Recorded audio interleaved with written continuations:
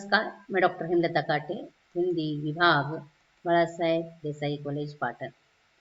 हम देख रहे हैं नाटक अब गरीबी हटाओ, जिसे सर्वेश्वर दयाल सक्सेना ने लिखा है। इस नाटक के हमने 5 दृश्य देख लिए हैं। आज उसका छठा दृश्य हम देखने वाले हैं। 5वें दृश्य में हमने देखा कि राजा के महल में गरीबन के साथ क्या होता है। अतः छठा दृश्य भी इसकी अगली कड़ी अर्थात राजतंत्र पर ही आधारित है। गरीबन के पति को अर्थात आदमी को राजा छोड़ने का आदेश देता है, कारण गरीबन ने अपने आप को राजा को सौंप दिया है।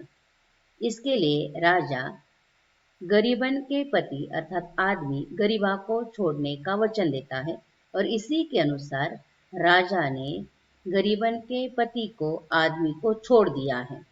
वह जब छूट जाता है जेल से, तब वहां का प्रहरी उस आदमी को क्या बताता है, कारण जाहिर है राजा ने गरीबा की पत्नी गरीबन को अपने पास रखा है, तो गरीबा राजा को मारने के बारे में सोचेगा।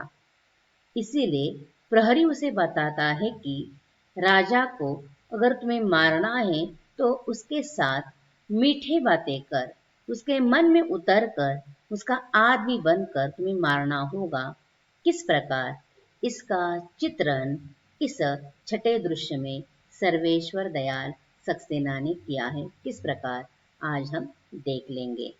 नाटक का प्रारंभ हमेशा की तरह नट नटी के गीत से होता है और नट नटी कैसा गीत गा रहे हैं देख लीजिए। अकेला हाथ में उठा, खड़क भी चुप रहता है, देखिए राजा जी का ये प्रहरी क्या कहता है।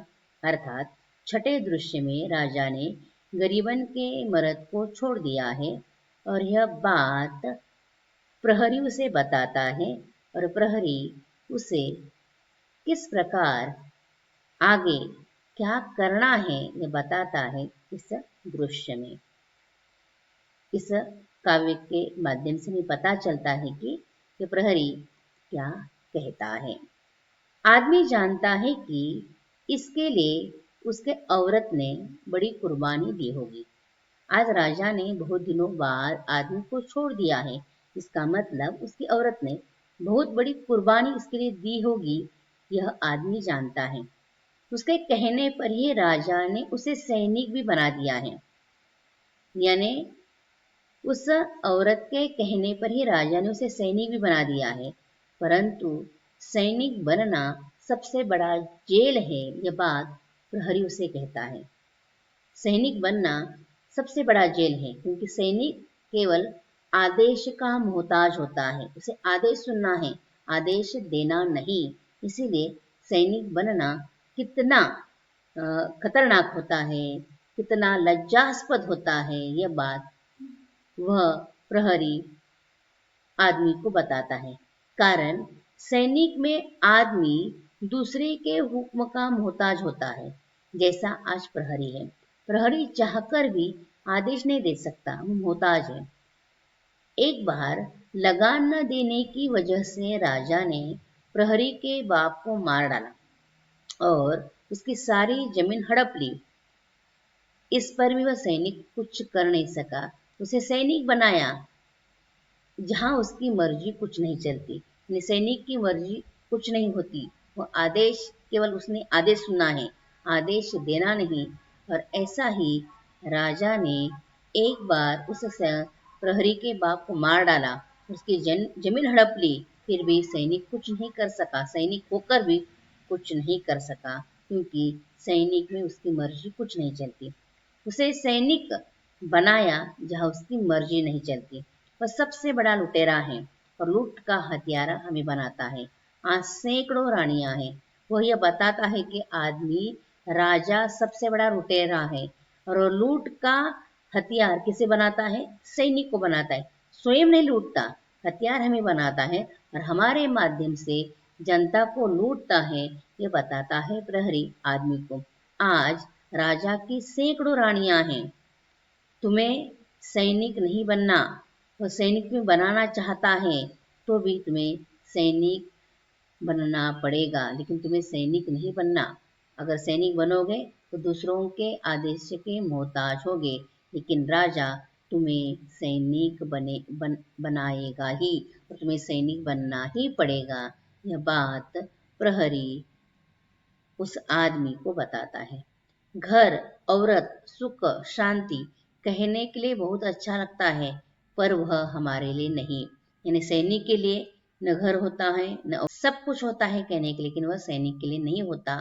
अगर तुम विद्रोह करोगे तो कुचल दिए जाओगे। तुम्हारी औरत भी तुम्हें मिलने आएगी तो भी उसके खिलाफ कुछ नहीं कहना। तुम राजा के खिलाफ विद्रोह नहीं करना। तुम्हारी औरत तुम्हें मिलने के लिए आएगी तभी कुछ नहीं कहना। राजा के खिलाफ कुछ नहीं बोलना। ये बात प्रहरी आदमी को बताता है। तब आदमी राजा को मारने की बात करता है। ऐसी गलती कभी नहीं करना, कारण दीवारों के भी कान होते हैं। इसके आगे आदमी को फूंक फूंक कर कदम रखना होगा।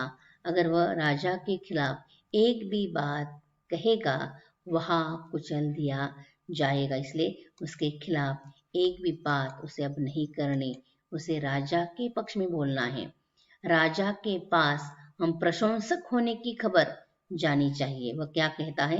हम प्रशंसक हैं, हम राजा की प्रशंसा करते हैं, राजा के पक्ष में लड़ रहे हैं, राजा की बात कर रहे हैं। यह बात राजा के पास जानी चाहिए, तब राजा हमारी प्रशंसा करेगा। राजा को अगर यह पता है कि हम उसके स्वामी भक्त हो गए हैं, तो वह हमें टुकड़ी का नायक बनाता है। हम सेनापति नहीं बन सकते, कारण छोटे जात के। नायक बनाता है लेकिन सेनापति नहीं बनाता, कारण हम छोटे जात के हैं। छोटे जात का काम हुकुम बजाना होता है, हुकुम देना नहीं। यह वास्तविक बात प्रहरी उस आदमी को बताता है। तुम्हें राजा का खत्मा करना है तो राजा के प्रशंसा का गीत जोर जोर से गाना होगा। खात्मा करना है तो उसकी प्रशंसा करो, तो निश्चित रूप से तुम्हें सफलता मिलेगी। ये बात प्रहरी आदमी को बताता है। कारण गाना आग की तरह फैलता है। गाने के माध्यम से वह राजा तक ये बात फैलाए, बताए, पहुंचाए कि वह राजा का प्रशंसक है। गाना आग की तरह फैलता है, तब राजा हमें सबसे ज्यादा वफादार समझेगा और हमारी टुकड़ी महल के पहरे में लगा देगा। तब तुम्हारी औरत मिलने के लिए आएगी, तब हम उसकी मदद से रंग महल तक पहुंचेंगे और राजा का काम तमाम कर देंगे और दूसरा राजा हम बनाएंगे। परंतु तब तक राजा की प्रशंसा के गीत गाते रहो। यानी आदमी को छोड़ दिया है, वह प्रहरी मिलता है। प्रहरी ने जो दुख भोगाए, वो प्रहरी है, उसे आदेश देने का अधिकार नहीं, वह सुनना है। उसे सैनिक बनाया है और उस पर ही अत्याचार होते हैं, क्योंकि वह आदेश नहीं दे सकता। इसलिए सैनिक बनना कितना संघर्षशील होता है, यह बात प्रहरी उसे बताता है। राजा का खात्मा करना है, उसका प्रशंसक बनकर में खात्मा करना होगा। यह बात प्रहरी आदमी को बताता है। और वह किस प्रकार राजा का प्रशंसक बन, राजा का वफादार बन उसके महल तक पहुंचेंगे, तब वह औरत उनकी मदद करेगी और वह राजा का खात्मा करेंगे। तब तक शांत रहकर राजा के प्रशंसा के गीत गाओ। हम राजा को प्यार करेंगे, मौत भी आए ललकार लड़ेंगे, हम अपने राजा को प्यार करेंगे। इस प्रकार ये प्रशंसा का गीत गाया करो, ऐसा प्रहरी आदमी को बताता है। और यह छठा दृश्य समाप्त होता है। इस प्रकार छठे दृश्य में सर्वेश्वर दयाल सक्सेना ने यह बताने का प्रयास किया है, जो राजेशाही है और जो राजेशाही सामान्य जनता पर, लोगों पर जो अत्याचार कर रही है, उसका अगर खात्मा करना है तो शांत चित्त से खात्मा करना है और राजा का ही प्रशंसक बनकर राजा का ही हमें किस प्रकार हम खात्मा कर सकते हैं, यह बात यह बताने का प्रयास किया है। यहाँ छठा दृश्य समाप्त होता है। आपने ध्यान